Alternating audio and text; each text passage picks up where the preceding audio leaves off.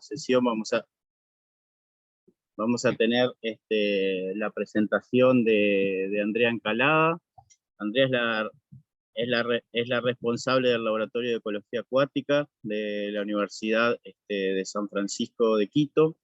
Es especialista en ecología acuática, con foco en ríos andinos amazónicos, en macroinvertebrados y procesos ecosistémicos, aspectos en los cuales ha generado una gran producción científica, así como de recursos humanos, y también es la vicerrectora de la universidad, ¿no? Así que es un placer contar con tu presencia, Andrea, muy agradecidos en este congreso por este tiempo, y bueno, y el trabajo que va a presentar es Ecología de ríos andino-amazónicos, biodiversidad y procesos ecológicos a lo largo de gradientes. Muchísimas gracias, Franco, por la presentación y por la invitación. Es un honor enorme para mí estar aquí con ustedes en este 6º Congreso Uruguayo de Zoología y tercer Encuentro Internacional de Ecología y Conservación. Y realmente me llega al corazón estar con hermanos sudamericanos y presentar mi información. Voy a pedir disculpas de anticipado, que algunos slides están en inglés, otros en español, porque he juntado de algunas presentaciones. Y bueno, ojalá lo que quisiera es que tengamos tiempo al final para conversar más, porque he puesto un poco de lo que hemos hecho, ¿no es cierto?, pero mucho más para desarrollarlo y hablarlo con ustedes. Y quiero, no sé si ven esta fotito aquí, no sé cómo quitarla, a ver, déjame ver, ahí. Quiero empezar realmente por lo más grande en la jerarquía ecológica. Quiero empezar un poco de la importancia de la Amazonía para el mundo, para el planeta. Entonces realmente quiero empezar acá abajo, y aquí puse un río, ¿no? Y aquí la jerarquía ecológica. Y tal vez es un poquito al revés de la razón, ¿no es cierto? Porque empezaríamos con lo más chiquito y vamos a lo más grande, pero ahorita quiero empezar con lo más grande, porque les voy a hablar de la Amazonía, de la importancia de la Amazonía, y algo que quería contarles es que recientemente tuve la oportunidad de participar como co-chair en el Science Panel for the Amazon. Entonces justamente en ese contexto quisiera empezar, ¿no es cierto?, desde la importancia de la Amazonía, y después el rol que juegan los ríos en esta Amazonía y justamente las gradientes. Y en ese sentido, mi charla se va a enfocar en estos 3 temas grandes: el funcionamiento de la cuenca amazónica y su importancia. También hablarles un poco de cómo estos sistemas y estos ríos de montaña son unos modelos excelentes para hacerse preguntas ecológicas, y justamente enmarcados en el cambio climático por estos cambios naturales que hay en los gradientes. Y ya lo tercero es enseñarle un poco de datos de la diversidad de procesos ecológicos a lo largo de estas gradientes, y también hablarles un poco de salud de los ríos y conservación de los ríos. Entonces, bueno, tal vez empiezo con esto, ¿no? Y más o menos así fue la motivación que empezó este Science Panel for the Amazon, justamente con los incendios que hubo en Bolivia y Brasil durante el año 2019. Todos oímos en las noticias, ¿no?, de que estamos cercanos a un tipping point, a un punto de no retorno, y de la importancia de la Amazonía para todo el planeta, no solo para la región amazónica y no solo para Sudamérica, sino para el planeta, siendo al final una bomba de agua muy importante que controla bastante del clima del mundo. Y fuimos llamados e invitados a las Naciones Unidas para hablar justamente de la importancia de la Amazonía. Esto fue organizado por Jeffrey Sachs, de esta red de soluciones para el desarrollo sostenible. Y aquí ustedes pueden ver a Carlos Nobre, aquí está Jeffrey Sachs, y nos invitaron a 60 investigadores que hemos estado trabajando en la Amazonía, aquí algunos de ellos en esta foto. Ahí acordamos, ¿no es cierto?, quiénes íbamos a codirigir este panel. Tuve el honor de acompañar a Carlos Nobre, y hemos trabajado bastante para poder recopilar esta información. Pero algo algo muy importante, ¿no es cierto? Era sistematizar la información que hay de la Amazonía y presentarla al mundo para ver no solo los problemas, que es lo que generalmente ha hecho los paneles del IPCC, pero ir un poco más allá, ir también con recomendaciones de soluciones. Como mi charla es acuática, porque mi expertise es acuático, no me voy a enfocar mucho en lo terrestre, pero sí en algunas, obviamente en las partes de río, ¿no es cierto?, que nos compete ahora, y la importancia de esta cuenca gigante que es el Amazonas. De hecho, este espacio esta cuenca es la cuenca más grande del mundo, con el caudal más grande del mundo. Entonces es muy importante simplemente por la cantidad de agua que lleva. Actualmente, ahorita el agua recorre por 8 países y un territorio, y básicamente lo que nosotros hicimos era invitar a científicos no solo de la región amazónica y de estos 8 países y este territorio, sino que científicos de afuera que también están trabajando en la región. Ahora que terminamos de escribir el reporte y que ya está sistematizado, hemos participado más de 200 científicos y también gente que vive en la Amazonía, que han participado de muchos de los talleres que hemos organizado para poder ver no solo la mirada científica, pero también de conocimiento tradicional y local. Pero lo que les quiero contar, ¿no es cierto?, y esto siendo el encuentro ecológico, es que la Amazonía que conocemos actualmente y esa Amazonía moderna ha tomado miles de años millones de años de formación.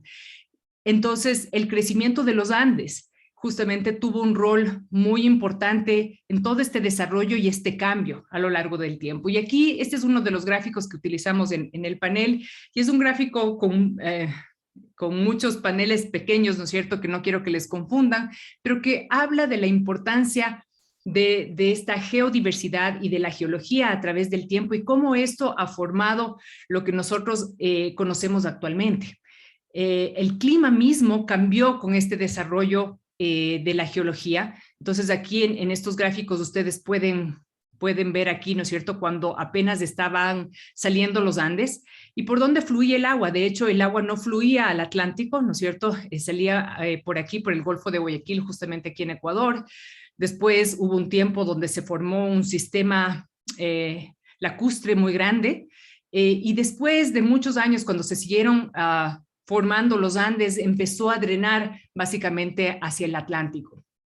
Esta pared gigante de los Andes hizo que también cambie el clima local, porque retuvo muchas de las nubes que venían ya del Atlántico, creando un microclima especial en esta zona. Y por lo tanto, todas estas zonas de inundación y estas zonas de humedales muy importantes que los conocemos actualmente, que tienen una diversidad bastante destacada. Y también vemos que tenemos diferentes tipos de suelo con diferente química, y todo esto en conjunto ha hecho que haya una evolución de la Amazonía bastante particular.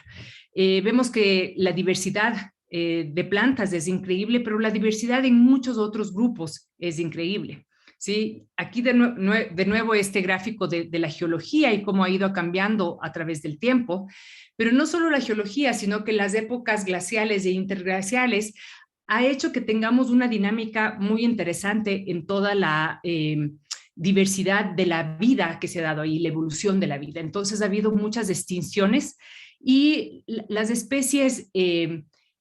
algunos grupos se han quedado y han sido más exitosos con estos cambios, otros han desaparecido.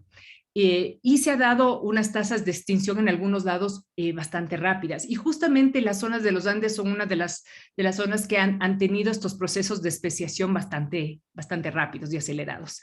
Entonces, la Amazonía moderna, la que vemos ahora, es una Amazonía increíblemente diversa, ¿no es cierto? Pero con grupos que se quedaron de antes y con grupos nuevos, ¿no es cierto?, que se han originado recientemente en tiempo geológico. Y aquí vemos en estos gráficos estos patrones de diversidad bien interesantes. Aquí tenemos de anfibios, por ejemplo, esta zona de aquí, las más rojas son las zonas con alta diversidad de anfibios. Entonces son justamente en estas zonas, es ya aquí llanura amazónica, pero es una llanura amazónica muy cerca a los Andes, ¿no? Aquí vemos, en cambio, con el patrón con la diversidad de aves, aquí vemos con mamíferos y aquí vemos con plantas, ¿no? Entonces, estos patrones de distribución de la diversidad van a cambiar con muchos grupos, pero muchísimos son desconocidos todavía. Aún así, la diversidad es altísima y podemos hablar que en cuadrantes de 100 metros por 100 metros, la diversidad que tenemos solo en estos cuadrantes superan toda la diversidad que tenemos en Europa, por ejemplo, ¿sí? Y algunos grupos son muy conocidos y muy estudiados, pero otros grupos mucho menos. Y uno de esos grupos son los peces. Hablamos que aproximadamente tendríamos unas 3.000 especies, realmente con el último paper se habla de 2.500 especies aproximadamente, pero se cree que pueden existir como 1.000 más que están por descubrir. Es decir, hay muchos ecosistemas acuáticos que aún están inexplorados en el Amazonas y que necesitan más investigadores que hagan su búsqueda y que trabajen en ellos. Aquí les puse algunas fotos de este libro que nosotros sacamos justamente de la diversidad de la Amazonía. Y de verdad ha sido para nosotros una sorpresa muy grande porque en invertebrados, que es uno de los grupos que yo más trabajo, la diversidad es increíble y hay mucha diversidad críptica que todavía no la conocemos y no ha sido descrita. Entonces, mucho por hacer. Otros grupos que tampoco sabemos nada son microorganismos. Se sabe muy poco de hongos, de bacterias y se sabe muy poco también de patógenos importantes para los seres humanos y la conexión con las pandemias y con enfermedades en general. Algo muy importante de la Amazonía es que realmente es un elemento crítico dentro del sistema climático global. Hablamos que tenemos estos ríos aéreos, ¿no es cierto?, que llegan, se chocan con los Andes y precipitan, pero mucha de esta lluvia, que sí viene del Atlántico, ¿no es cierto?, y es importante ese porcentaje, pero en algunos casos la cantidad de lluvia que tenemos que precipita en la Amazonía puede ser hasta el 50% viene de los mismos árboles. Entonces hay una dinámica muy importante entre la cantidad de árboles que tenemos, la producción por evapotranspiración y cuánto esto precipita en la misma Amazonía. Y esas son una de las preocupaciones principales que tenemos con la Amazonía, como estamos botando, deforestando, degradando muchos de estos bosques, ¿qué va a pasar con este sistema climático y cómo, en el caso de nosotros, los ecólogos acuáticos, qué va a pasar con los ríos que no reciban estas aguas, ¿no es cierto? Y qué cambios, no solo de diversidad, pero qué cambios funcionales importantes vamos a ver en el ecosistema. Aquí algunos de los gráficos del Science Panel for the Amazon, ¿no es cierto?, de cómo varía la precipitación en algunos lugares en la Amazonía. Lo que ustedes pueden ver es que los patrones no son iguales y eso es posiblemente de las cosas más interesantes de la Amazonía. Hablamos como si fuera un territorio homogéneo muchas veces y todo el mundo creemos es un bosque húmedo tropical, pero tenemos más de 50 tipos de vegetación diferentes. Y también tenemos patrones muy diferentes en la precipitación y en estos microclimas que se forman a lo largo y ancho de la Amazonía. Obviamente, el cambio de la precipitación va a resultar en un cambio importante también en la cantidad de agua que tengamos en los ríos, ¿no es cierto? Y cuánto estos ríos están cargando, y no solo en agua, sino en sedimento, en materiales, en nutrientes, río abajo, ¿no? Y este mapa me gusta, este es un mapa de WCS, de Wildlife Conservation Society, que me gusta mucho cuando hicieron el proyecto de aguas amazónicas, porque más o menos trata de medir, ¿no es cierto?, cuánto contribuyen estas grandes cuencas hidrográficas al Gran Amazonas, ¿no es cierto?, al Amazonas central. Pero esta era una de las preguntas bastante difíciles de responder, porque nuestros sistemas de monitoreo actual en los 8 países que forman el Amazonas son muy deficientes. Brasil posiblemente tiene los mejores monitoreos, pero muy difícil encontrar esta información y hacerla accesible a la gente que trabaja en agua. Entonces, se tenían de estaciones especiales como esto. Entonces estos gráficos, por ejemplo, que pongo aquí, son gráficos que encontramos de datos que ya habían publicados, que nosotros recopilamos para Science Panel for the Amazon, donde notamos estos patrones bien diferentes a lo largo de tiempo en la cantidad de agua. Este es básicamente metros cúbicos por segundo, ¿no es cierto?, de agua que tenemos en los ríos, en estos puntos, pero esto no refleja lo que es toda la Amazonía. Entonces fuimos con un grupo de colaboradores que están aquí un poco más allá, ¿no es cierto? Justamente la gente que está trabajando en estos países para decir, podemos juntar más información y entender cómo son los procesos ecológicos a lo largo de estas gradientes. Y no nos referíamos solo al gradiente andino-amazónico, que era uno de los que a mí particularmente más me interesa porque estoy en esa región, pero también qué pasa con los gradientes, porque tenemos el escudo guyanés, el escudo brasileño al otro lado, qué pasa con estos gradientes también que son montañas mucho más viejas, ¿no es cierto?, que ya han erosionado mucho, pero que también tienen una funcionalidad y una diversidad bastante diferente. Podemos juntar esta información y entender los tipos de ríos diferentes que tenemos en la región. Sacamos este paper recientemente,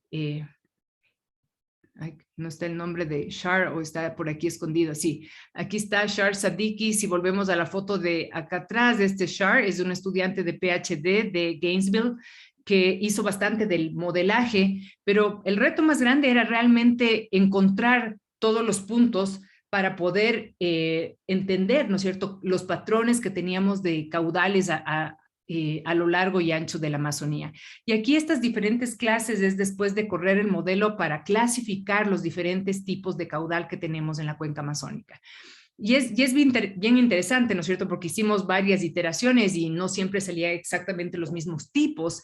Y esto es, acuérdense, solo agua, ¿no es cierto? Esto es caudal, cuánto tenemos a lo largo del tiempo. Pero vemos algunos grupos bastante definidos y que a mí me parece muy interesante. Por ejemplo, esta parte de Colombia y Ecuador, tenemos ríos que son bastante no estacionales, mientras otros que tenemos acá abajo son bastante estacionales, ¿no es cierto?, que están muy marcados por la estacionalidad de lluvia o no lluvia que tiene la Amazonía, mientras otros lugares son mucho menos estacionales.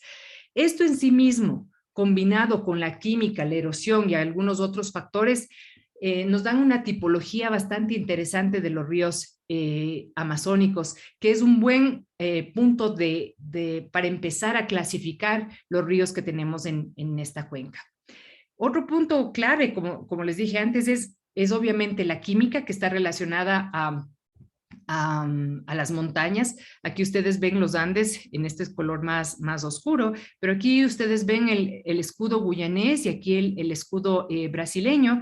Y en estos colores en este color blanco de aquí ustedes ven los tipos de aguas, y este es tipo de agua clara, los tipos que vienen de la Amazonía cargados de sedimento, porque la erosión es muy grande, justamente por los Andes, son los ríos de aguas blancas, y aquí tenemos los ríos de aguas negras, que vienen de estas zonas que también son más antiguas, que ya son erosionadas, pero que tienen muchos taninos y sustancias húmicas.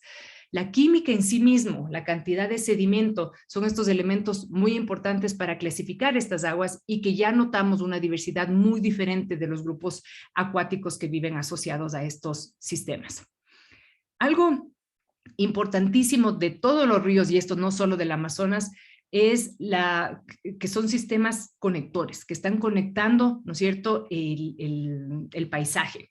Y hablamos de 4 niveles de conectividad importante. El primero es esta longitudinal, que son justamente de arriba para abajo, ¿no es cierto?, los ríos que vienen de estas montañas bien altas que tenemos en Bolivia, Perú, Ecuador, Colombia, que van bajando y se van uniendo. Y estos son sistemas que están conectados justamente por esta agua que va unidireccionalmente. Pero también hablamos de esta conexión lateral, y a veces no se entiende muy bien, y la importancia en la Amazonía es aún más grande con las conexiones laterales, porque no solo son en esta dirección que la gente cree, ¿no es cierto?, cuánto se drena del terreno y entra al río, pero también cuánto el río ofrece a las zonas inundadas. Y hay varios estudios de esto muy interesantes en las que se dice, si cortamos esa conexión y cortamos la cantidad de nutrientes y sedimento que está bajando, muchas zonas de abajo que son productivas dejan de ser productivas. Y ahí la importancia de estas conexiones que hablamos que tienen los ríos. Y que en sistemas inundables como el sistema Amazonas con Barcea y Igapó, estos bosques que son inundables, estas conexiones laterales son muy importantes. El siguiente nivel de conexión es la vertical, justamente cuánta lluvia reciben y cómo esta lluvia es diferente a lo largo y ancho de la cuenca. Y posiblemente uno de los más importantes es de esta variación temporal. La variación temporal es que un río nunca está igual. Yo voy hoy día y está en un nivel, voy mañana y puede estar explotando porque ha crecido muchísimo por las lluvias. Entonces, esta variación y este régimen es clave para la evolución de la vida en estos sistemas. Y aquí, ¿no es cierto?, en estos ejemplos y este gráfico que me gusta mucho de McLean y Neyman, se puede ver algunas de estas conexiones, sobre todo relacionado al transporte de carbono. El carbono, ¿no es cierto?, y el transporte que llevan los ríos amazónicos en varias formas del carbono, como DOC, Dissolved Organic Carbon, o particulado, ¿no es cierto?, o en pedazos grandes como árboles o hojas que van viajando por el río, puede ser una contribución sumamente importante al sistema, que va a salir al sistema marino, ¿no es cierto? Pero ¿cuánto de eso está viajando? Sabemos muy poco, sabemos en ciertos lugares del Amazonas, pero se necesitan muchos más estudios de qué pasa con la dinámica de carbono en los ríos. También cuánto estamos emitiendo de carbono a la atmósfera también es importante. Sabemos hoy por hoy que muchas de las represas que se construyen justamente en el pie de monte están teniendo un efecto muy importante de emisiones de CO2 a la atmósfera el rato que represamos esos ríos y la descomposición que se está dando en esos lugares y la contribución de CO2 a la atmósfera. Uno de los ejemplos más lindos de conectividad y que habla de la importancia, ¿no es cierto?, de toda la cuenca amazónica en sí mismo, es esta migración del dorado, que es este Goliath Catfish, que tiene una de las migraciones más grandes del mundo. Se sabe actualmente que migra más de 12,000 kilómetros, viene del estuario del Amazonas, sube, ¿no es cierto? Y no sube en cualquier momento, sube cuando tenemos estas variaciones importantes de caudal y básicamente va a desovar en las partes altas de pie de monte de los Andes. Después vuelve a bajar, ¿no es cierto?, ya de una forma más pasiva, pero igual nadando en el río y deja los alevines arriba que van bajando poco a poco a criarse en el estuario nuevamente y algunos se quedan en pozas que después, y esta carne es muy apetecida, entonces hay mucha gente que los quiere pescar. Este ejemplo del dorado habla justamente de la importancia de estas conexiones, ¿no es cierto? Y cómo nosotros modificando un ambiente y las conexiones que tenemos en la cuenca hidrográfica podríamos estar afectando no solo a esta especie, hay más de 15 migrantes bastante importantes, así de grandes, pero hay otros que están haciendo estas migraciones pequeñas, que son más laterales, ¿no es cierto? O en pequeños tramos de río. Entonces, la conectividad en la Amazonía es una de las propiedades más importantes que tenemos y que queremos conservar a largo plazo. Y bueno, y justamente, ¿no es cierto?, en esta cuenca hidrográfica tenemos estas subcuencas y de estas subcuencas diferentes es lo que estamos analizando, ¿no es cierto?, algunos estudios mucho más específicos y muchos más a pequeña escala para entender cómo en las cuencas hidrográficas. Yo me he enfocado muchísimo en esta cuenca de aquí, que es la cuenca del Napo, que es un tributario directo al sistema central del Amazonas, pero si ustedes ven, el aporte es muy chiquito, tiene el aporte de 1.5% al caudal total del Amazonas.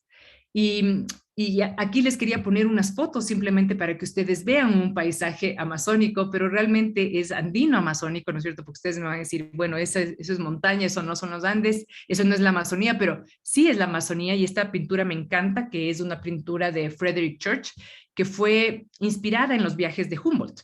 Humboldt estuvo en esta montaña justamente en el Antisana y ustedes aquí ya ven el río Napo. Estos son los comienzos del río Napo, los comienzos del Amazonas, pero algo que me gusta mucho es justamente todo esto es la Amazonía, que va sumando y esta continuidad en el agua que se va adicionando hasta llegar al sistema grande que es el Amazonas, ¿no? Entonces, todos estos paisajes son parte de un paisaje amazónico cambiante, heterogéneo, y que, como voy a presentar más adelante, sí nos da todo este espacio y este modelo natural para hacernos preguntas, porque va cambiando naturalmente en el paisaje, ¿no es cierto? Aquí ya estamos en un pie de monte amazónico, muy utilizado por los kayakeros. Aquí ya bajamos, estos son niños en el río Tena, que está muy cerca de la población de Tena y Misaguayí.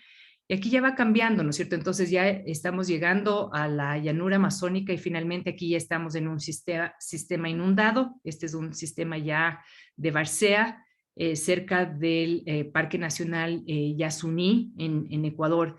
Entonces, todo esto es parte de este paisaje andino amazónico. Y esto también, ¿no es cierto? Entonces, más de 47 millones de personas viven en la Amazonía y la gente realmente no tenemos ese número en la cabeza y siempre estamos pensando que son solo los grupos indígenas que viven en la Amazonía, pero es mucho más que eso.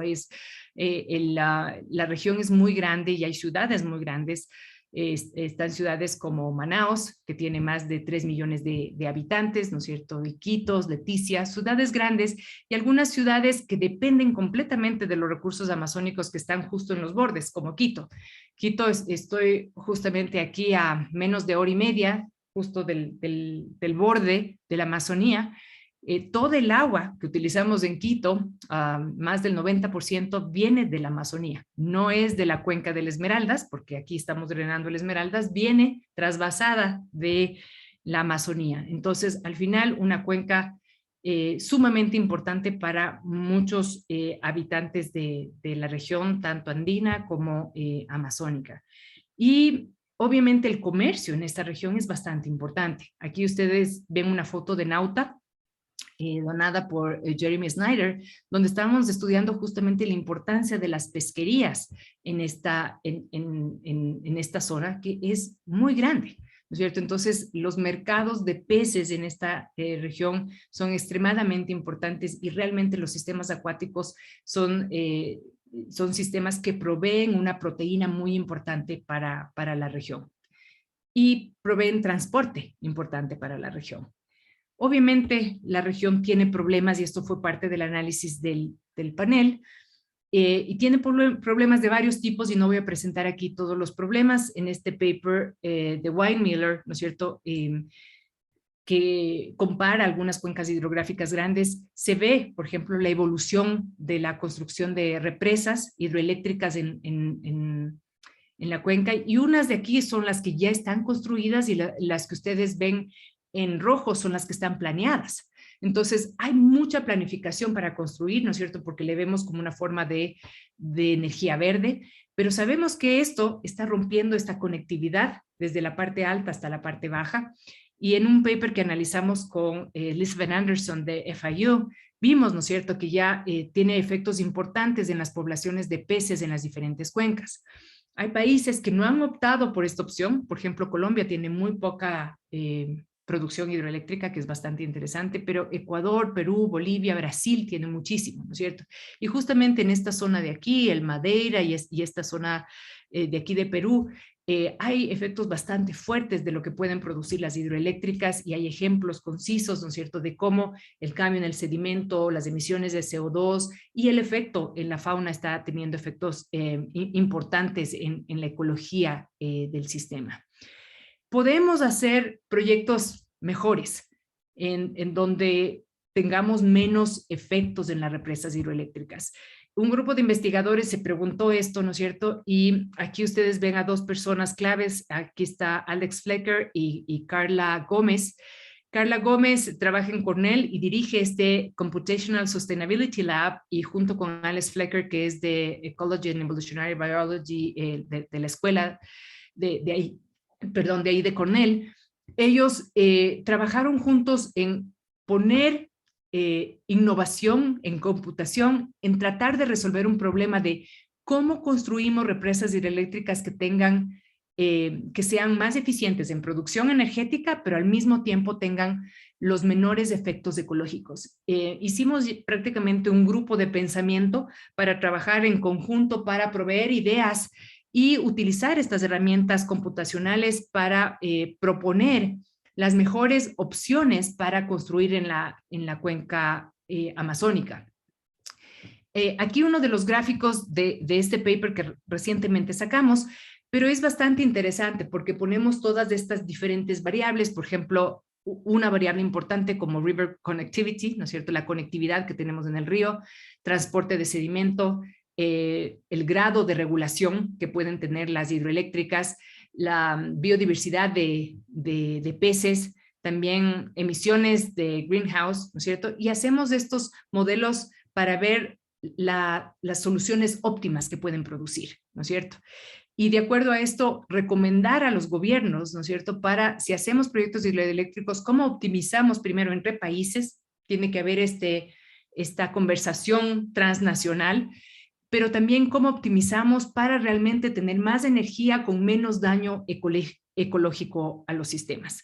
Pronto espero que salga este paper y ya les podemos pasar si ustedes tienen interés, pero justamente de las reflexiones que salen de este trabajo es que esta continuidad es tan importante y por otro lado hemos visto que las áreas protegidas tienen un rol muy importante en la conservación de especies y de ecosistemas, y a pesar de que a veces los gobiernos no estamos poniendo muchísima plata en cuidar, estos territorios indígenas y áreas protegidas han tenido un resultado importante en la conservación de especies y ecosistemas.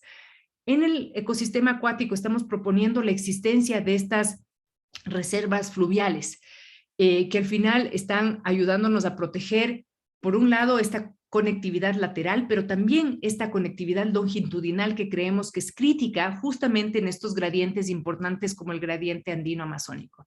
Y actualmente ya hay un ejemplo de esta conservación con el río Putumayo, que debido a la guerrilla que había en Colombia, justamente en el borde Colombia-Ecuador, no había proyectos hidroeléctricos ahí porque había mucho riesgo por la guerrilla, pero a fin de cuentas el río fue bastante protegido. Y entonces este es uno de los ejemplos más exitosos de que no hay ninguna construcción y el río está fluyendo a lo largo de todo su tramo.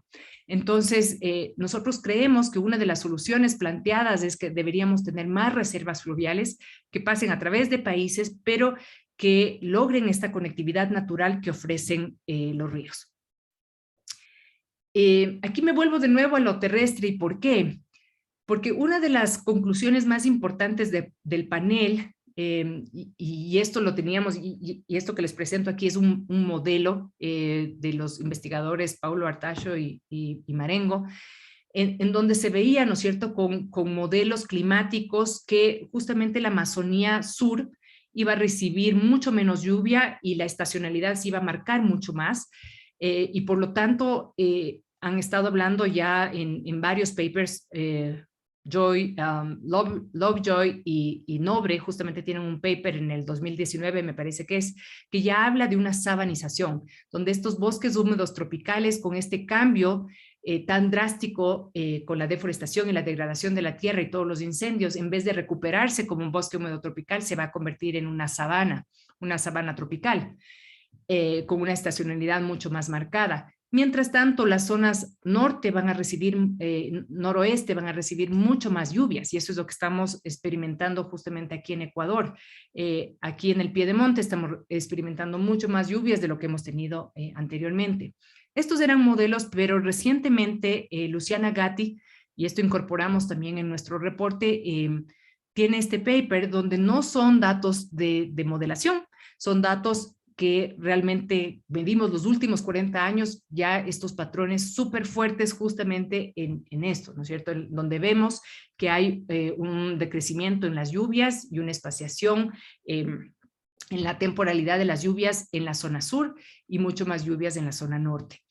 Y esto va a tener impactos no solo en el ecosistema terrestre, pero obviamente en el ecosistema acuático. Y a pesar, ¿no es cierto?, que en la COP se generaron todas estas declaraciones de parar la deforestación de aquí al 2030, sí creemos, y esta es una opinión bastante personal, que esas reflexiones y esos compromisos que se hicieron no son suficientes para parar este patrón tan agresivo que tenemos. Si en 40 años podemos medir este cambio tan acelerado, eso significa que al 2030, si no tenemos unas acciones mucho más concretas y más agresivas, no vamos a llegar a esta meta. Las acciones deberían ser anuales y deberían realmente ser mucho más fuertes para poder medir ese cambio, lo que significa no solo parar la deforestación, sino que restaurar y remediar zonas que ya están degradadas. En ecosistemas acuáticos particularmente, ¿no es cierto?, vemos en la Amazonía pérdida de conectividad, que es bastante fuerte, tenemos mucha contaminación, tenemos poca regulación de pesquerías, lo que ya está trayendo consecuencias muy graves, sobre todo para especies grandes de peces, y también hay introducción de muchas especies que también están trayendo problemas fuertes para la región. Entonces hay una urgencia para parar esta degradación en los ecosistemas acuáticos amazónicos. Y por otro lado, estos tipping points, estos puntos de no retorno que hemos puesto para ecosistemas terrestres, también tienen un efecto en ecosistemas acuáticos. Y ahora en los últimos posiblemente 5 años se está hablando mucho de estos sistemas intermitentes. Los sistemas intermitentes son sistemas naturales que se van a secar durante una época del año y van a fluir durante otra época del año. Y estos antes eran menos sistemas intermitentes, pero ahora cada vez vemos más y más, porque estamos modificando no solo los patrones de lluvia, sino cuánto sacamos del río. Y esto está teniendo efectos graves. Tenemos un proyecto lindo de ríos intermitentes, que si quieren en la conversación lo podemos hablar un poquito más, pero es una preocupación que justamente en la Amazonía Sur muchos de estos sistemas que ahorita son permanentes se conviertan en sistemas intermitentes, lo cual cambiaría no solo especies, pero el funcionamiento del ecosistema. Ya yendo a la segunda parte de mi charla, ¿no es cierto? Y perdón que me he demorado un poquito en esta parte del modelo, ¿no es cierto? Y cómo estos sistemas de montaña y estos sistemas de gradientes pueden funcionar como sistemas modelo para estudiar preguntas ecológicas. Quería empezar con este gráfico. Ya muchos investigadores y naturalistas han utilizado las montañas como sistemas naturales para responderse preguntas muy interesantes, ¿no es cierto? Entonces, y aquí, ¿no es cierto?, están en color todos los sistemas de montaña que tenemos en el mundo. Y los que están en color verde son los sistemas tropicales, que son los que yo estoy más interesada. Y justamente, ¿no es cierto?, muchas de estas preguntas están relacionadas a cómo cambian las variables ambientales y esto cómo se refleja en el cambio de las especies, pero también en el cambio de los ecosistemas y la funcionalidad de estos ecosistemas. Y aquí vemos algunos parámetros interesantes, ¿no es cierto?, que cambian a lo largo de estos gradientes. No solo la gradiente latitudinal, ¿no es cierto?, de las zonas polares a la zona tropical, que hablamos que las zonas tropicales son más diversas, sino que también este gradiente altitudinal o de elevación. Y obviamente una de las principales personas que se preguntó esto fue Alexander von Humboldt, donde vio estos patrones muy específicos, ¿verdad?, de crecimiento en la diversidad. Mientras uno va a los polos y hacia los trópicos, la diversidad se incrementa, pero también vio estos paralelismos en las montañas, diversidad menor en las montañas y más alta en las tierras bajas. Y esto se ha visto en muchos grupos diferentes, y aquí simplemente unas fotos para que ustedes vean, ¿no es cierto? Si estoy en latitud 0 es cuando más diversidad veo, y mientras me extiendo a las latitudes polares va bajando la diversidad y en algunos casos incluso desapareciendo. En Norteamérica, 17 especies de colibrís, en Costa Rica 51, en Ecuador tenemos 136 especies de colibrís. Y entonces nosotros quisimos seguir, ¿no es cierto?, los intereses de Humboldt y otros naturalistas que han estado interesados en gradientes y preguntarnos, ¿no es cierto?, cómo cambia esta diversidad también. Estos ejemplos, como les enseñé antes, se ha visto en aves y muchas veces hay este decrecimiento y ese patrón se repite una y otra vez, pero no siempre. En algunos grupos, como estos de aquí, ¿no es cierto?, las elevaciones medias pueden ser las más diversas, tal vez porque son más heterogéneas, más complejas. Entonces, nuestra pregunta grande es si esto ocurre también en sistemas de ríos. ¿Qué pasa con la diversidad de ecosistemas acuáticos? ¿Cómo cambian a lo largo de gradientes, no solo altitudinales, sino también latitudinales? Y básicamente utilizar las montañas como estos modelos naturales para entender los potenciales impactos del cambio climático. Y utilizamos a los invertebrados acuáticos como los organismos que podían ayudarnos a responder esta pregunta, simplemente porque son muy abundantes. Sin embargo, sí hay gente que se ha hecho esta pregunta en peces y otros organismos acuáticos.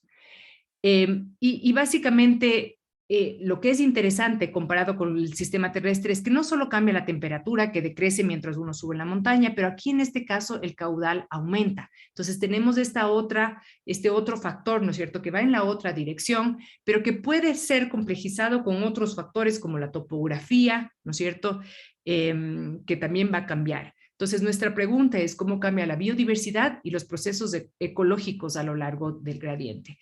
Y esta pregunta lo había hecho Daniel Jansen y él propuso en este paper fundacional bastante importante, Why Mountain Passes Are Higher in the Tropics, y se preguntó esta pregunta de cuáles son los mecanismos que están atrás que explican muchas de estas diferencias entre sistemas tropicales y sistemas templados, y él lo preguntó con plantas, y planteó algunas hipótesis interesantes que nosotros las tomamos y después las aplicamos al ecosistema acuático, ¿no? Y básicamente estas preguntas tenían que ver con el Climate Variability Hypothesis, que decía que en el trópico, ¿no es cierto?, si estamos aquí a una elevación baja, y esto es a lo largo del tiempo, la temperatura casi no cambia a lo largo del tiempo, y si estamos en una altura bastante alta, aquí como en el Chimborazo, ¿no es cierto?, tenemos temperatura baja, lo mismo todo el año. Él decía que en las zonas templadas, ¿no es cierto?, está cambiando esta temperatura a lo largo del tiempo, y por lo tanto los organismos que están aquí están expuestos a esta amplia variabilidad de temperaturas, mientras los de aquí a un rango muy estrecho de temperatura, de cambio de temperatura. Y esto podría traer consecuencias a varios niveles, ecológicos y también evolutivos, que podría tener implicaciones incluso para la diversidad de especies que tenemos en estos lugares. Entonces construimos una propuesta que tenía que ver justamente con las hipótesis de Jansen de qué pasa, ¿no es cierto?, con la temperatura del agua y cómo cambia a lo largo del tiempo en sistemas templados y tropicales. ¿Qué significa esto en los rangos de tolerancia de las especies que están ahí? Y por lo tanto en su capacidad o en su potencial de dispersión, con algunas hipótesis claras de que sería mucho menor para sistemas templados que para sistemas tropicales, y esto a lo largo del tiempo, ¿no es cierto?, y en el gradiente significaría un mayor recambio de especies tropicales en términos de diversidad, comparado con las especies templadas, que esperaríamos que el recambio no sea tan grande a lo largo de estos gradientes altitudinales.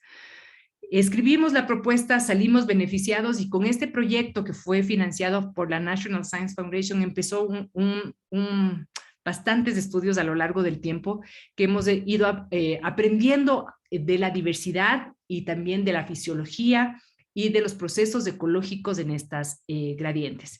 Este fue el equipo inicial que armó la propuesta y que hemos estado trabajando, y a pesar de que el proyecto ya se acabó hace algunos años, seguimos trabajando todavía en algunos papers. Y un poco las hipótesis que nos planteamos fueron estos, ¿no es cierto?, que aquí en el sistema tropical, debido justamente a estos patrones de temperatura, tendríamos tolerancia termal mucho más estrecha que lo que tendríamos en la zona templada. Aquí los organismos tendrían una aclimatación reducida, mientras aquí incrementada, poca dispersión, mientras aquí alta dispersión. El rango de distribución sería menor, y aquí un rango de distribución mayor. Por lo tanto, a lo largo del tiempo, esto produciría que nosotros observemos mayores diversidades aquí justamente en los trópicos que en la zona templada, que tendríamos menos diversidad a lo largo de estos gradientes.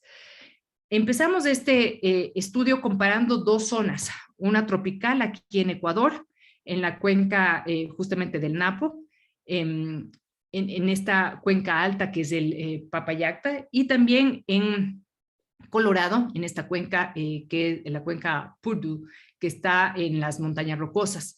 Y examinamos, ¿no es cierto?, los ríos a lo largo de estos gradientes. Cogimos muestras de invertebrados a lo largo de estos ríos para medir la diversidad, los analizamos en laboratorio, hicimos DNA barcoding con estos grupos, También hicimos experimentos fisiológicos justamente para ver la tolerancia de estos organismos a los cambios de temperatura que tenían, y estos son hechos en laboratorio.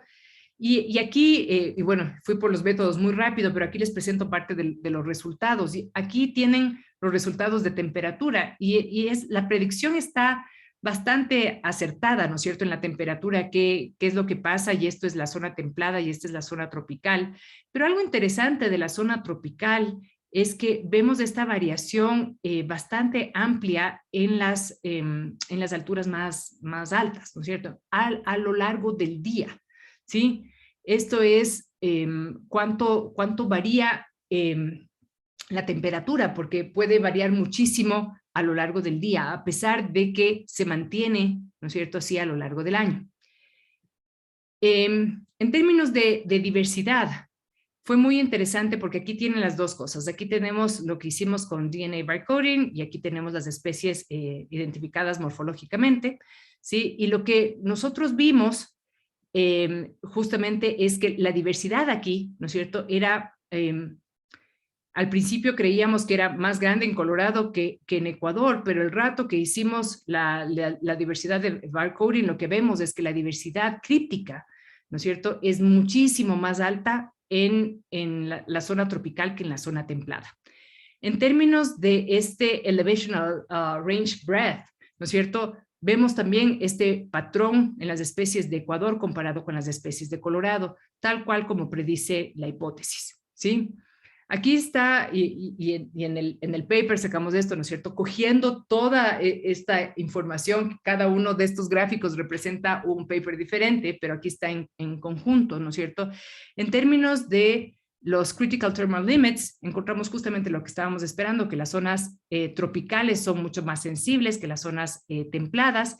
En términos de migración, las especies tropicales migran mucho menos que las especies templadas, y por lo tanto la diferenciación genética va a ser mucho más amplia en Ecuador que lo que vemos en Colorado, y también medimos las tasas de especiación, que van a ser mucho más grandes en la zona tropical que en la zona templada.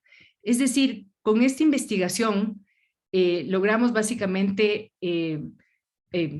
probar las hipótesis que se planteó, y fue bastante interesante porque a lo largo de este proyecto, que tomó mucho tiempo, vimos, ¿no es cierto?, que estas hipótesis se cumplían básicamente en términos de la tolerancia termal, la aclimatación, la reducción de dispersión en la zona tropical comparada con la zona templada, el rango de distribución y también la diversidad, que fue mucho más alta.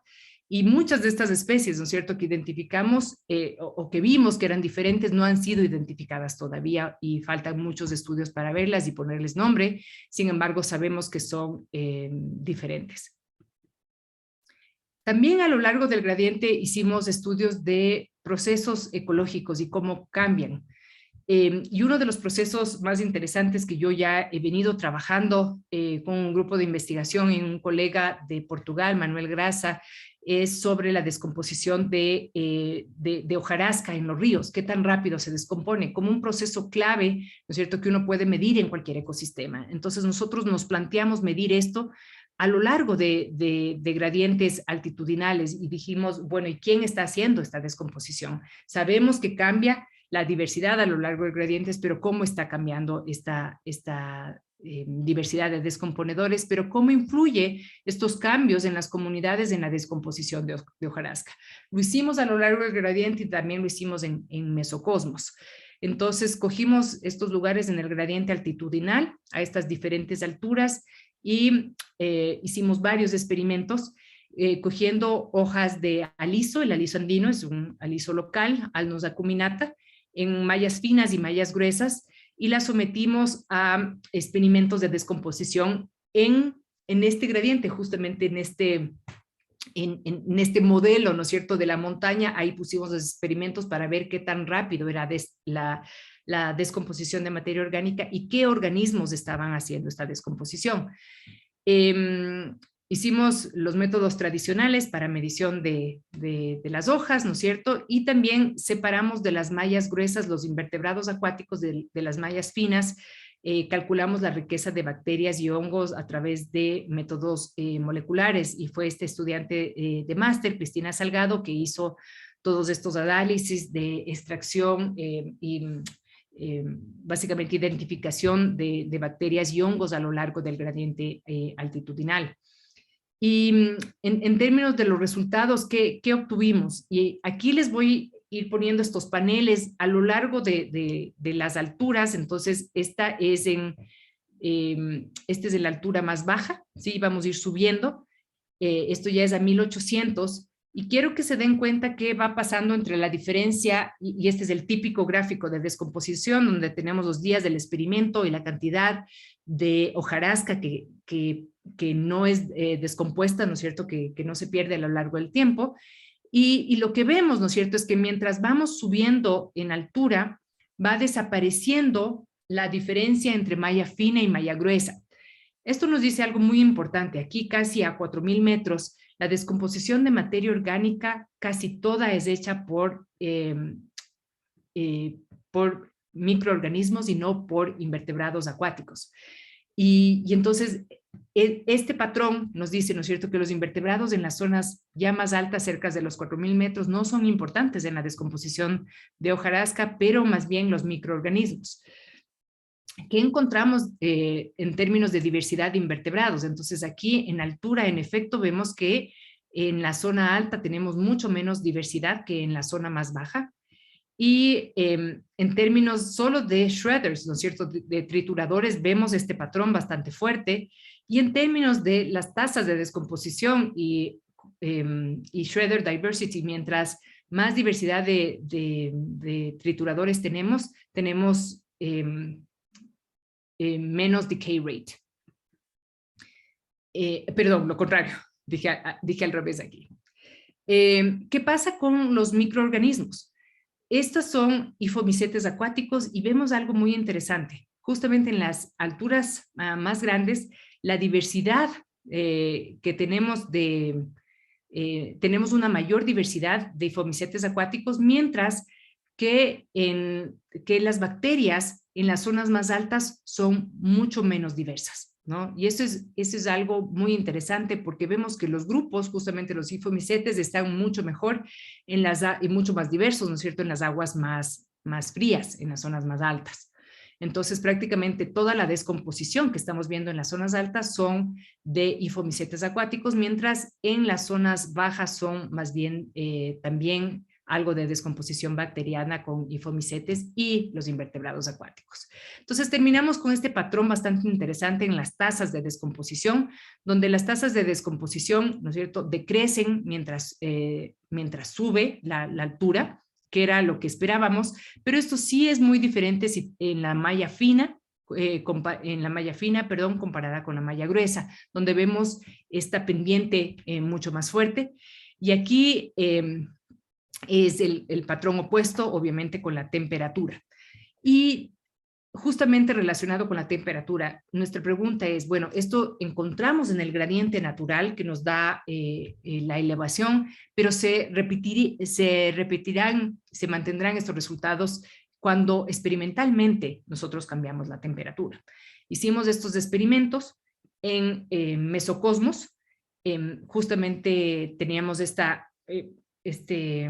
estos mesocosmos aquí con agua que podíamos cambiar la temperatura, y ahí pusimos hojas de aliso nuevamente en estos discos, y también pusimos cotton strips para probar, y vimos la descomposición a lo largo del tiempo, y experimentamos 3 temperaturas diferentes. Temperatura del ambiente más 2.5 y más 5 con las proyecciones del IPCC, y medimos las tasas de descomposición. Aquí está una foto termal que ustedes pueden ver la diferencia en la temperatura, que fue bastante exitosa. Pudimos mantener las temperaturas diferentes de los diferentes tratamientos. Y aquí ya bastante de los resultados que vimos ahí. Y estas son las tasas de descomposición que vimos. Y obviamente a tasas de descomposición más altas tuvimos, a temperaturas más altas tuvimos tasas de descomposición mucho más altas, ¿sí? Esto fue bastante interesante. Todavía nos falta responder qué está pasando con qué especies estuvieron involucradas con esta descomposición, porque acuérdense que aquí no había invertebrados en este experimento, sino solo son descomponedores microbianos. Entonces, para concluir esta parte, ¿no es cierto? La descomposición decrece con la elevación, ¿no es cierto? Descomponedores microbianos y descomponedores de invertebrados, y la diversidad de descomponedores decrece con la elevación, y la descomposición, la diversidad de hongos crece con la elevación. ¿Cuál es el efecto de la temperatura? Las temperaturas más altas, incluso experimentalmente, van a tener un efecto importante en la descomposición de materia orgánica. Todavía necesitamos hacer más estudios para saber quiénes son esos descomponedores que están haciendo estos cambios.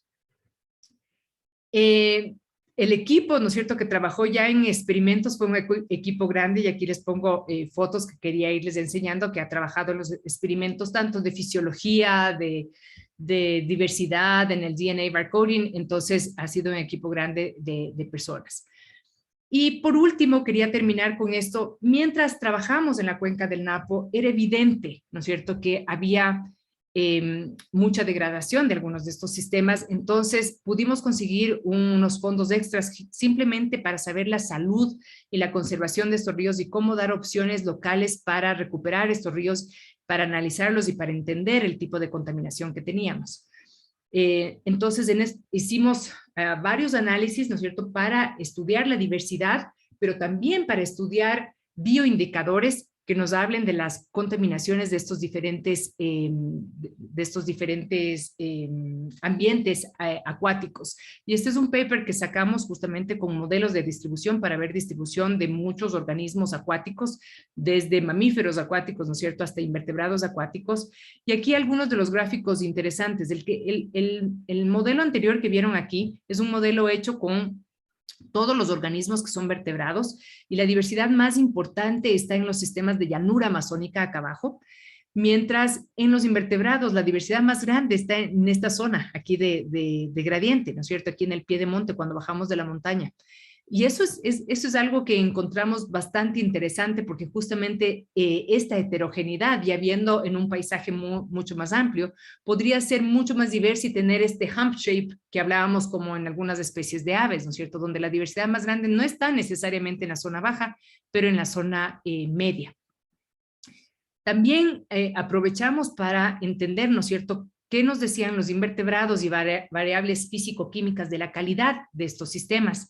Y medimos entonces la calidad del agua en todos estos sistemas, y obviamente los lugares más contaminados son estos que están aquí en rojo, que están justamente asociados con pozos petroleros y también con comunidades y ciudades grandes que hay en esta zona amazónica del Ecuador.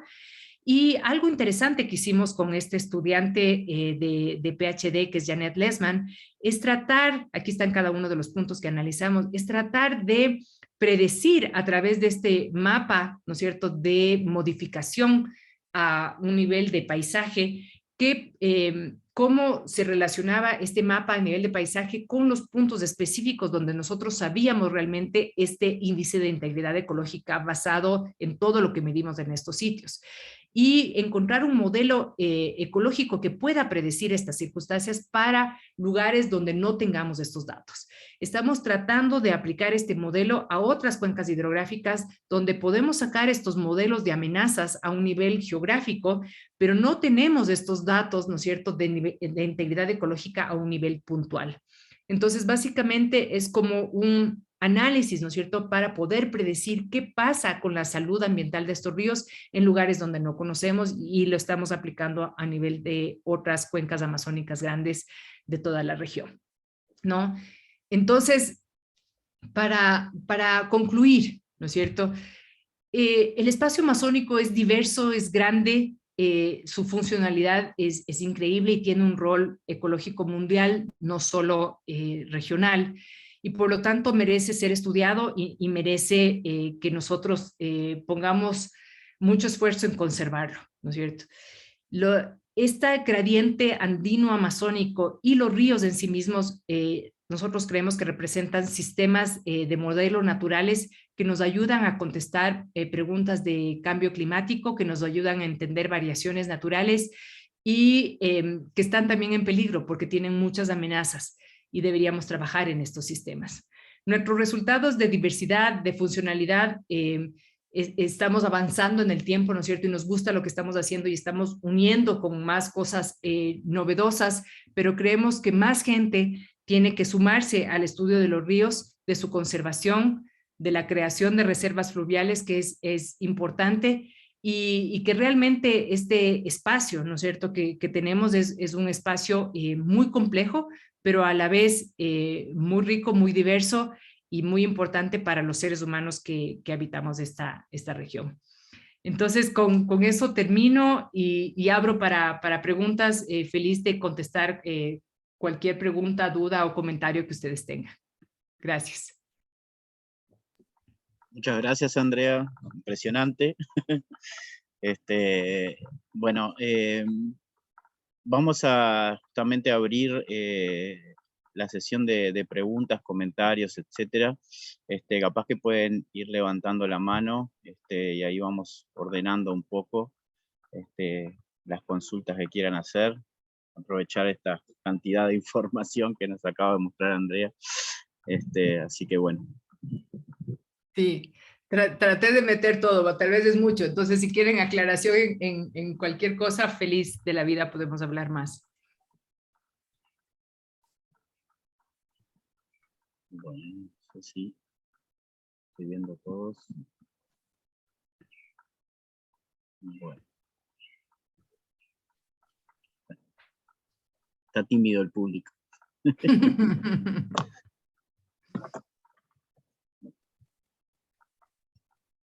Matías.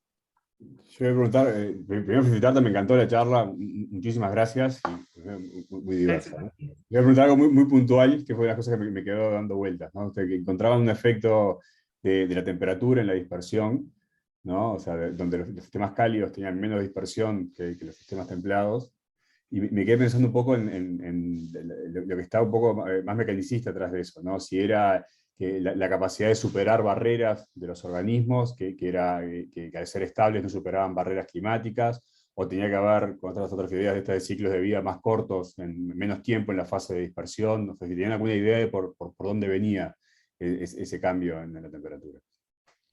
Chévere, Matías, muchas gracias. Sí, o sea, yo creo que está relacionado con varias cosas, ¿no es cierto? Los insectos acuáticos, particularmente los tres grupos que utilizamos ahí, no fui a ese detalle, que son Ephemeroptera, Plecoptera y Trichoptera, son organismos que viven su vida acuática, ¿no es cierto?, larvaria, y ahí se mueven en el río, y se mueven justamente muchas veces en drift, en la deriva, ¿no es cierto? Y ahí su capacidad de dispersión está dado mucho ahí, pero tienen este sistema adulto volador, ¿no es cierto?, que se van a dispersar volando, ¿no? Y entonces, básicamente utilizamos símiles de la zona templada y de la zona tropical. Cogimos Ephemeroptera de allá y Ephemeroptera de acá, ¿no es cierto? Y lo que estamos midiendo, ¿no es cierto?, es su capacidad de dispersión como distancia genética, ¿no? Y lo que vemos es que en total la capacidad de dispersión sí es menor en la zona tropical, lo que hace, ¿no es cierto?, que a lo largo del gradiente la especie que tienes aquí ya no es la misma que tienes acá y acá y acá y acá, ¿no es cierto? ¿Cuál es el mecanismo que eso pasa? Sí creo que puede estar relacionado con justamente qué tan largo es su fase de vida. Que yo sí creo que justamente lo que vimos en sistemas tropicales es que es mucho más rápido. Tenemos sistemas multivoltinos, ¿no es cierto?, donde el adulto, su vida de adulto es mucho más corta que en sistemas templados, que en Colorado, que los tropicales. Entonces, creo que el multivoltinismo al final va a tener un rol muy importante de que sean también mucho más chiquitos estos lifespans, básicamente, de estas especies, y por lo tanto, ¿no es cierto?, el recambio, si vas a lo largo del gradiente altitudinal, ya es muy grande, ¿no? Entonces ya no ves que esta especie de aquí se mueve acá, como en el sistema templado, sino que se queda aquí mismo, se dispersa un poquito y ya pone huevos y ya se muere, básicamente, ¿no? Entonces sí creo que está relacionado con el voltinismo. Buenísimo. Muchísimas gracias y gracias por la charla. Sí, gracias, Matías. Javier. Hola, bueno, buenísimo, muchas gracias por la presentación, buenísimo, todo, muchísima información, excelente. Gracias, Me Javier. encantó. Una pregunta sobre el insumo de toda esa información, por ejemplo, de conectividad y todo eso, hacia lo que es el Tratado de Cooperación Amazónico y, ¿no?, el Plan de Desarrollo Sustentable, si son insumos que están siendo tenidos en cuenta, ¿no? Sobre todo el tema de la conectividad y lo que es el avance en Brasil, por ejemplo, con el tema de las represas, que no solo el Amazonas, sino todo lo que es Paraná Alto también es importantísimo. Y bueno, como tú dijiste, la zona baja, la cuenca sur del Amazonas, ¿verdad?, que está sufriendo esas pocas precipitaciones. También se nota en la cuenca alta del Río de la Plata, el Paraná Alto, ¿no? Sí, eso se toma en cuenta. Y bueno, nada, y otro, los modelos, el comparar modelos tropicales con los templados, ¿verdad? Porque la ciencia está fuertemente desarrollada en países templados o incluso fríos, y a veces esos modelos se extrapolan para todo lo que es todos los sistemas, y en este caso bueno, el Amazonas es un modelo, bueno, es increíble, ¿no?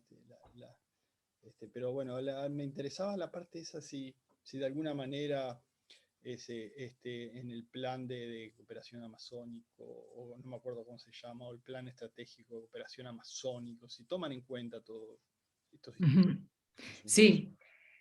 A ver, en términos de tratados y cooperación entre gobiernos, y gracias, Javier, por esas preguntas que son súper interesantes. Realmente el panel, el Science Panel for the Amazon, se inspira un poco en el pacto de Leticia, justamente, ¿no es cierto? Que se reúnen los mandatarios y firman este pacto para conversar y justamente cuidar la Amazonía, ¿no es cierto? Y no solo cuidar la Amazonía, sino que tratar estos temas grandes. Y esto fue un poquito antes de la pandemia, entonces se ha hecho casi nada al respecto. Entonces, a pesar de que fue inspirado en el pacto y también en toda la degradación que hubo y los incendios, hoy por hoy los gobiernos realmente no hablan entre ellos para tomar estas decisiones en conjunto. Una parte importante del panel, o sea, tiene toda la parte científica, digamos así, ¿no es cierto?, que está trabajando en sistematizar esta información y ofrecerla, pero tiene un comité estratégico, que es un comité básicamente de personalidades e incluso políticos que están tratando de que esta información llegue a los gobiernos para que se pueda realmente dar ofrecimientos mucho más claros y consensuados entre los gobiernos, sobre todo que comparten las cuencas hidrográficas. Lamentablemente todavía no hay buenos ejemplos de cómo se utiliza esta información en conjunto. De hecho, hay más peleas que acuerdos, ¿no? Hay peleas con hidroeléctricas de cómo le impacta una hidroeléctrica de un país al otro país, pero no realmente en resolver problemas en conjunto. Queremos a través de este panel llegar y presionar. Fuimos a presentar la información en el COP, ¿no es cierto? Y ya hay algunos acuerdos, y no solo acuerdos, sino que ha sido interesante porque han salido algunos fondos grandes para que se puedan trabajar en la región. Ahora, ¿cómo llegan esos fondos realmente a utilizarse en estos proyectos de una manera transparente? Es la clave, ¿no es cierto? Porque muchos de estos fondos se pierden lamentablemente como greenwash, ¿no es cierto? De alguna manera, ¿no es cierto? Es que son supuestamente que van para aliviar justamente los problemas, pero que no necesariamente llega ni a las poblaciones ni a resolver estos problemas ambientales específicos. Entonces, sí creo que debe haber mucha más presencia. Entonces, yo creo que debe haber un trabajo doble, y es un trabajo top-down, ¿no es cierto?, de los gobiernos hacia tomar decisiones de ambiente, pero también bottom-up, ¿no es cierto?, de la sociedad civil, que está empezando a exigir y está empezando a no solo exigir, sino a trabajar y hacer estas contribuciones locales importantes. Ya hay ejemplos de contribuciones locales importantes que ya se muestran como estos ejemplos exitosos, por ejemplo, de bioeconomía, que es un término bastante cargado,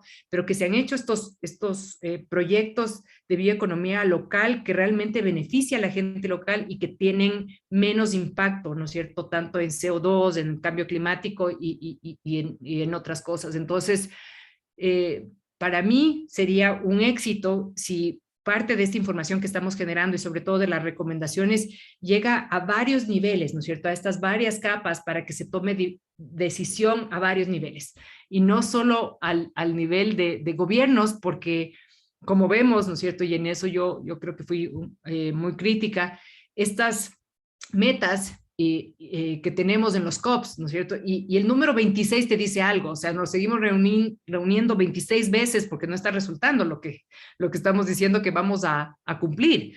Entonces yo creo que estas metas tienen que ser mucho más fuertes, mucho más agresivas y todo mundo tiene que trabajar, es a nivel de toda la sociedad que se debe trabajar y no solo de los gobiernos.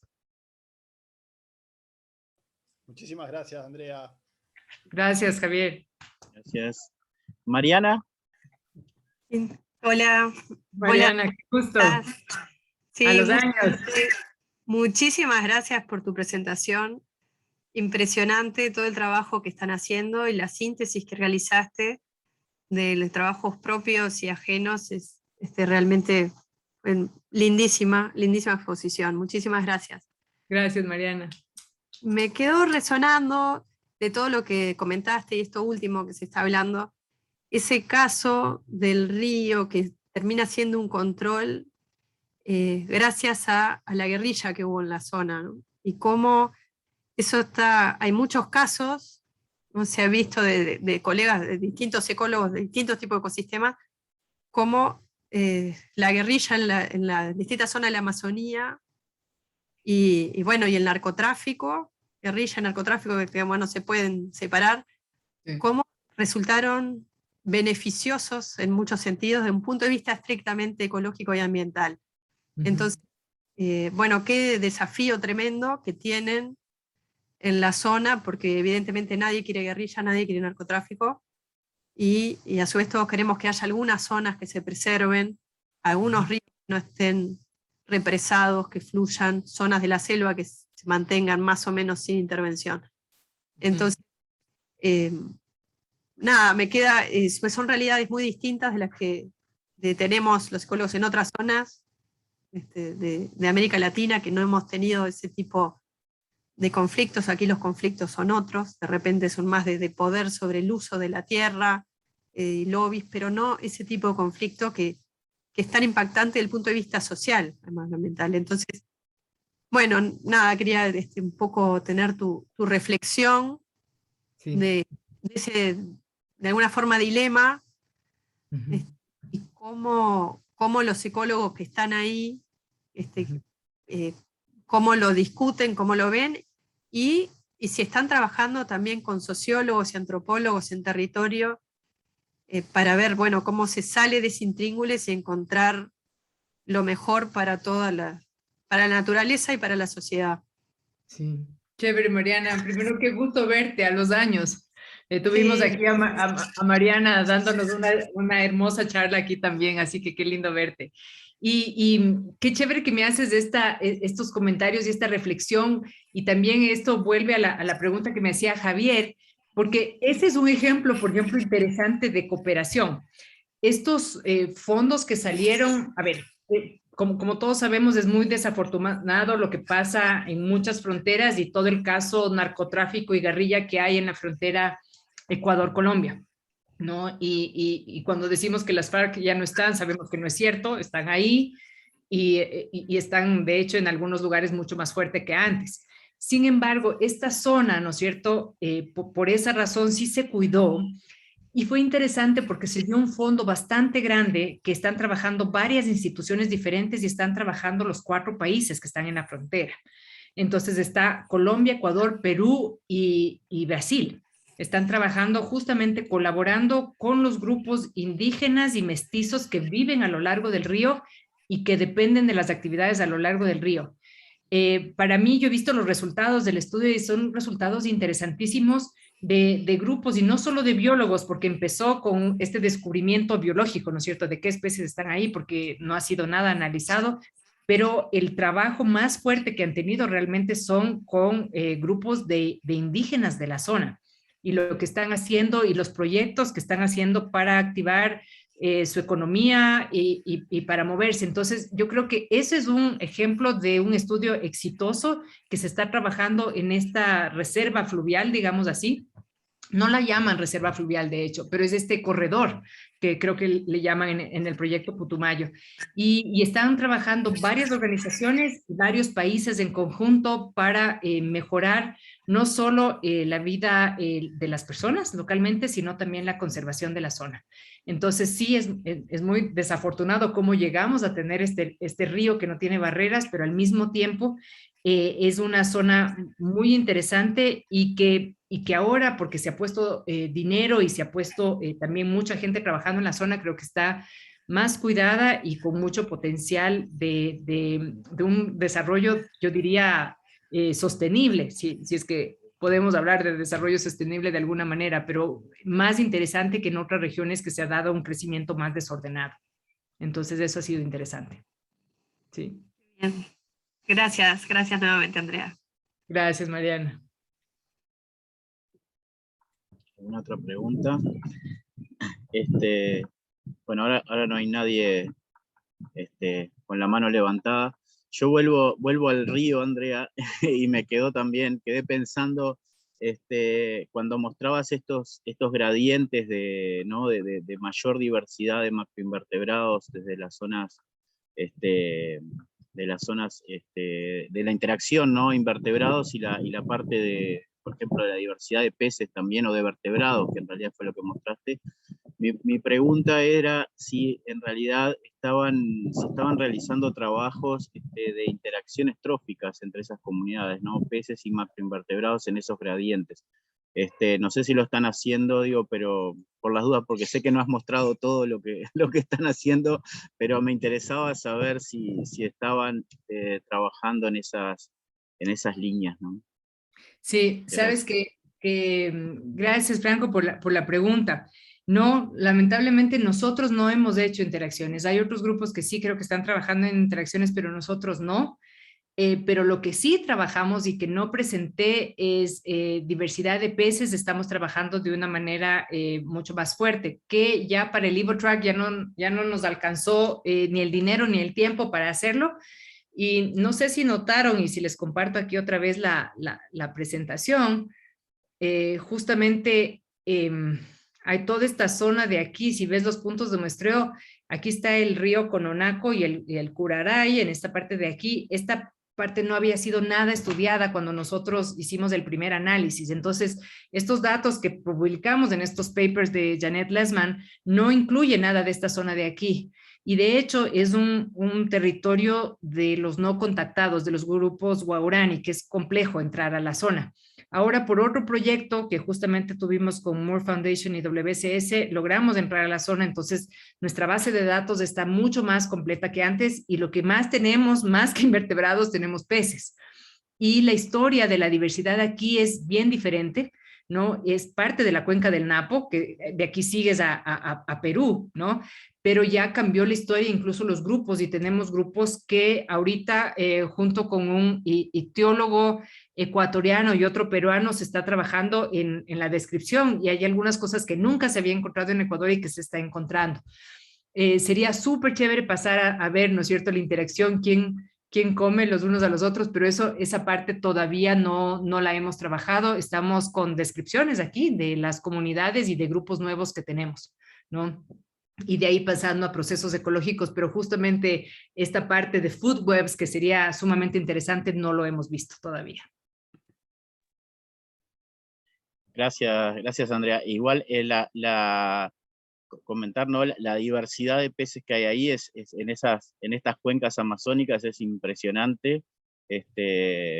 Justo en los capítulos que se están escribiendo ahora del libro de Ríos de Sudamérica, queda clarísimo eso, y es impresionante, ¿no? Así que me imagino que la labor ahí es enorme, y sobre todo la cantidad de especies por describir que deben haber en la zona. Exacto, sí. Uh-huh.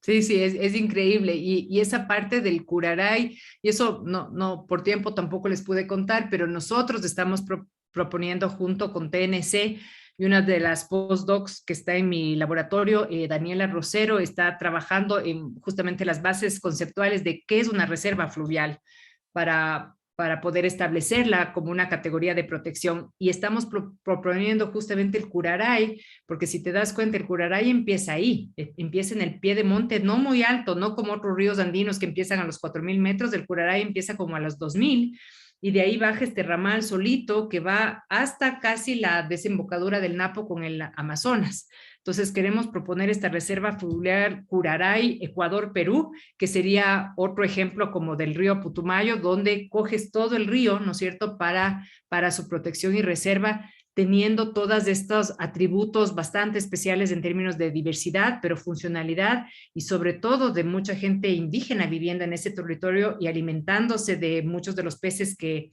vienen del Curaray. Entonces, veamos si este proyectito sale, porque necesitamos apoyo para que se pueda crear.